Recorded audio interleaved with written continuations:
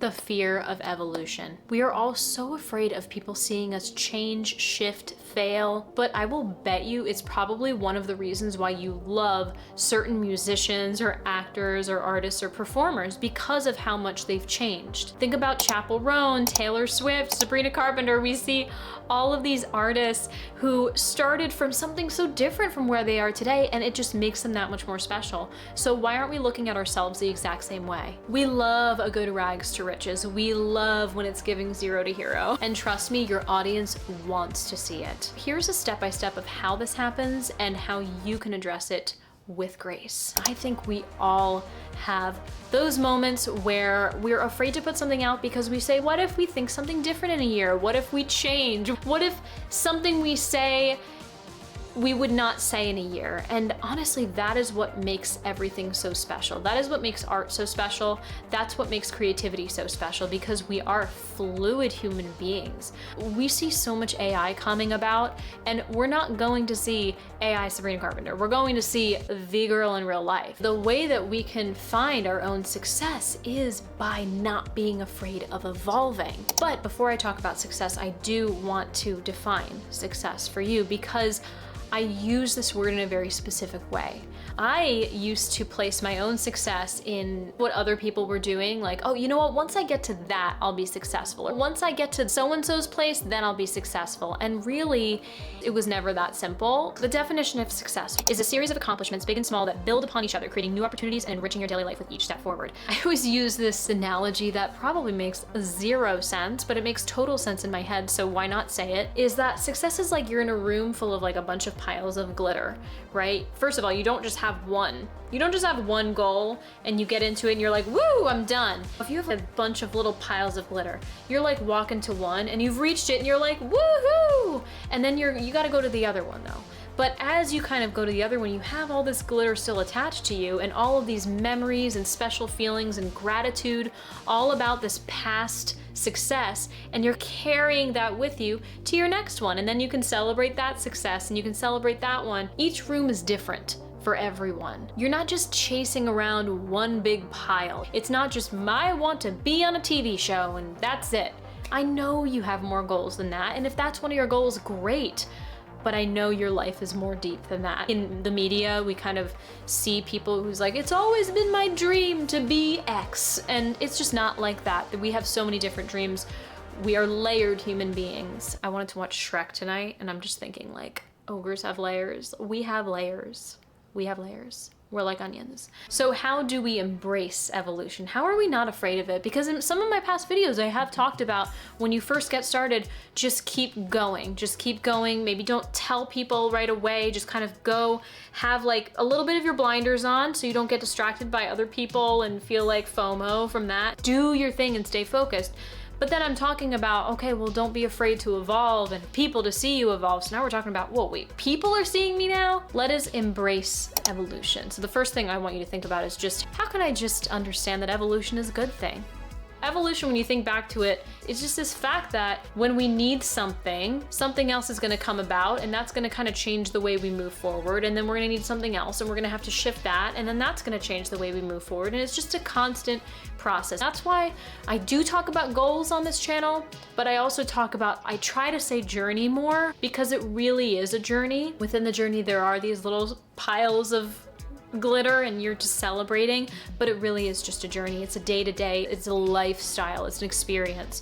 So how do we embrace evolution? There's two different types of evolution embracing. It's the private evolution and the public evolution. I talk about the private a lot. I talk about how you need to give yourself time to experiment. You need to give yourself space to try different things. And the example of this is when the world shut off. It was 2020.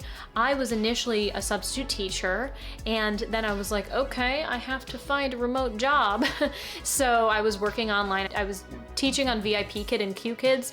I was teaching English to kids in China. That was part of my evolution process of finding this cozy girl job, as I call it, which is basically this job that us artists and creatives can have that will help us bring us to the next level. A cozy girl job is remote, and likely it is leaning into one of your strengths, which most artist strengths are something around digital marketing, things like that. It can make you more money. So I know your strengths could be something else, but digital marketing tends to be one of those things that creatives are really good at, and also it could be lucrative. I was evolving in private, and I was just kind of experimenting and saying, okay, how can I work remotely while also write music? I was just finding different ways. I was teaching, I was trying to design websites, I was trying to do all these different things and figuring it all out. Let's talk about evolution in private first. This is really something that I emphasize when you're starting out in your creative career, is being a silent rebel. This is just this idea of using leverage. What leverage do you have? So think about right now, what is literally everything about yourself? I bet you can write down every single thing about yourself, and you can find a billion ways that you can use that as leverage to help you pursue your artistic goals. An example that I use is I really like to wake up early. Okay, I can use that as leverage because I can wake up really early, work out, start working at 7:30 and be done working out 2:30, and then I have the rest of the day to write music, work on my creative career, and that's leverage because not everyone can do that. Another form of leverage I have is I have a 4-year degree. You might have leverage where you have an associate's degree. That's amazing. Not everyone has that. I think we often overlook, I do this, but no, that is all leverage. The sheer fact that you grew up in a big city and you have a lot of connections there is leverage. The fact that you were a competitive gymnast can be leverage, because it can mean that maybe you can teach gymnastics, and that has a higher barrier to entry because not everyone can do that. Literally write down every skill you have, every passion you have, like the qualities about yourself, and I bet you can find a way that you can connect that to your creative career. Do you have a degree in computer science? That is leverage because you can get a really high paying job from that. You could probably find a bomb remote job, make bank, and then put that bank into a course on how to become a full-time Etsy shop owner or whatever you want to do. Every single thing you have is leverage. I cannot emphasize that enough. You have everything you need right now. You're sitting on it right now, you have it. This is the thing, your silent rebel skills are your leverage. Your leverage is your key to achieving these goals. This is what I want you to understand, is that you actually have everything you need right now. I'm really cold. When I'm talking to my friends and they're like, oh my gosh, I'm struggling so much because I can't find a job in this. I'm like, bro, you've been like a hairdresser for 20 years. You've worked in food service for 20 years. That means you have 20 years of customer support. So you could basically get hundreds of jobs in customer support. Evolving in private is also about embracing your inner Hannah Montana. This idea that you are living a double life, and I need you to get comfortable having this kind of unsexy reality for a little bit. You're gonna have some unsexy jobs, you're gonna have some unsexy work, you're gonna be watching other people succeed, and you're just having to trust the process, because by day, you might be a waitress or a digital marketeer or a computer scientist, but at night, you are your artist, and at some point, you are going to be that artist during the day too. It's gonna take some time for you to just build up that humility. Very few people are gifted that ability to pursue their creative dreams when they're young. We see a lot of artists who are popular now, and they became famous very young, and I know that that comes with a lot of trade-offs that we don't see, that we might be envious of and we might really wish we have it, but there's a reason why we don't have it. Maybe we couldn't handle it. When I was younger, I was like, I wanna be famous and I want a lot of attention on the red carpet. Looking back now and reflecting, I'm like, there's a reason why the universe didn't have me do that. There is something that I would have done if I was a child star, something that would have happened to me. I trust that a higher power is looking out for me. Maybe that's something that can give you some faith, whether the higher power is something in the sky or the tree in your backyard, like something just literally stronger than you and higher than you physically. You can be like, I'm just gonna rely that something else is watching and helping me. It takes a lot of humility, and honestly, I salute you for having that humility. That's a big part of being an artist, that we want that sexiness. Being on stage for me is just, it's the sexiest thing ever. I'm only on stage a fraction of the time. And so it's about just squeezing the juices out of that. Obviously we want more of that, but It's about reveling in that and saying how grateful you are for those moments where you're in your artistic flow, but you're spending these years now working up to that and kind of earning it because you're learning how to be humble. I don't think anyone's life is really manageable or happy if they're doing what they love but they're not humble about it, and there's always going to be an inner self-consciousness. If people aren't humble about what they're doing, there's something misaligned. I would rather start out my career really humble so I can really reflect day to day and just be so grateful for what I have. And I bet you do too. If you like this, by the way, I would love it if you subscribed and can talk more about being a full-time artist, and you can get those little notifications. I think that's what happens. I don't know. I don't really know what happens when you subscribe other than you see my bubble up the top, and that is enough for me, sir or ma'am. The last thing you can do to evolve in private. Is this my computer screen? It literally looks like I'm like telling scary stories. We also just want to use the principle of keep going, keep going, keep going, keep going, and experimenting. I did a little tour with our friend Jimmy, and he just looked at me after it and he said, keep going. It's the simplest thing ever, but I will just never forget it, and now it's all over my YouTube channel. I'm like, keep going, keep going. When you're first starting, when you're pursuing your artistic career, if you're designing journals, if you're making artwork and you're posting on an Instagram and you're like, this post sucks, just keep going, just keep going. When you're first starting out, you need to focus on quantity over quality. And I know that sounds silly, and there's certain things that you should definitely just keep quality on, especially things you can't change. But I do want you to give yourself that time to experiment. When we talk about evolution in public, we're talking about finding our community, because in order to feel comfortable enough to evolve, you need to be able to be yourself. And in order to be yourself, you need to find a good community. Oh my God, look how creepy that. Do you see that? Oh my God. Oh. Finding a community is really hard, and people have asked me to make a video about it, and I'm just still like, I need to figure out how to make a video about it. So I'm just gonna keep talking about it in videos until I can kind of figure out. 3 basic things I have for finding your community until I make that video is starting by doing things that you haven't done before that you wouldn't do. If you would never go to a town square event by yourself, do that.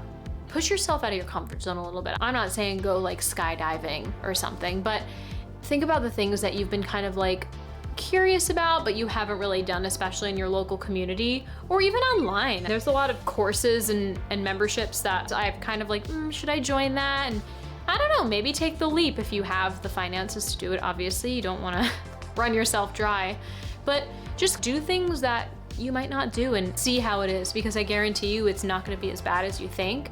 And if it is, then you did it. So, you know, there's nothing else to try. I'd also say move, move, move.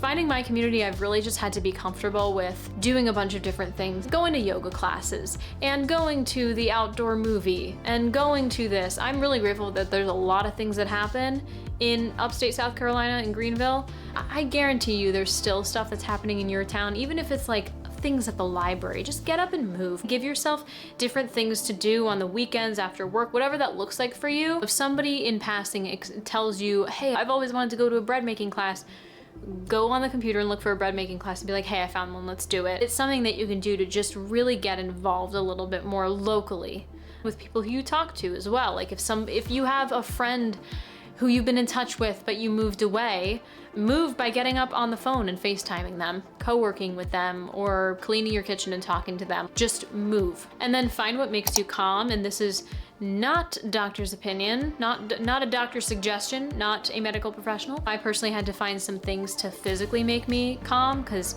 I do have a lot of anxiety around friends, or I did, or I probably still do, about meeting people and just, am I enough, and are they gonna like me? I personally have had a nice mixture of therapy and just supplements that help calm me down. I take magnesium, I take L-theanine, and I take vitamin D, and I found that those 3 things are really helpful for me. That literally just calms down my nervous system and makes me so much more grounded in myself. That might look like something differently to you. We're very involved in alternative medicines and alternative lifestyles and just holistic, natural ways of living. And so That's what I found works for me.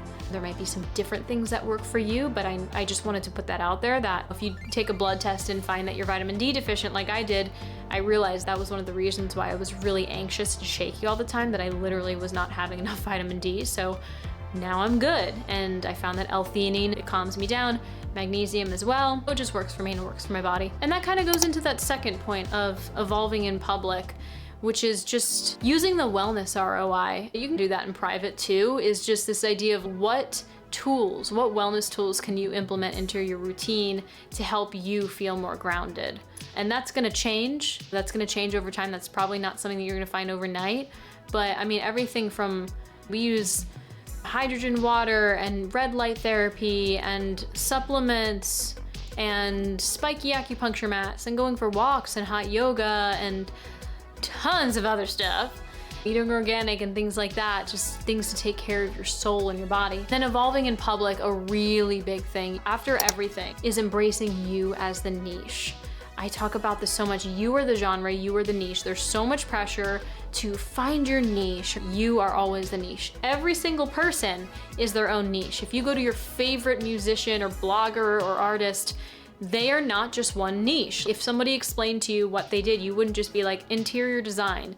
You'd be like, no, they do interior design, but they also do DIY and they have this cool woodsy, rustic vibe. And then they also talk about everyone's a niche. By leaning in on you as the niche or genre, you will then find what makes you special, and that will, on the outside to other people, be your niche. I'm excited to see you evolve into your best self on this artistic journey. Evolve and evolve to become just the most true version of you as an artist. See you next time. Bye.